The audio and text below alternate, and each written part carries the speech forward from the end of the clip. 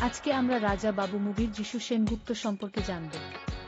১৯৭৭ সালে কলকাতায় জন্ম নেওয়া যিশু সেনগুপ্ত বর্তমান ভারতীয় চলচ্চিত্র জগতের অন্যতম একজন বহুমুখী এবং প্রভাবশালী অভিনেতা।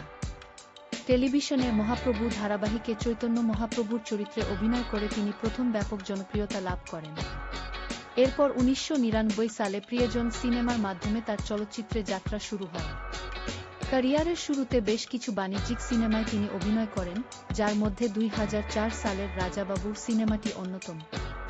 তবে প্রখ্যাত পরিচালক ঋতুপর্ণ ঘোষের আবহমান, নৌকাডুবি এবং সব চরিত্র কাল্পনিক সিনেমায় তার অসাধারণ অভিনয় তাকে একজন শক্তিশালী অভিনেতা হিসেবে প্রতিষ্ঠিত করে।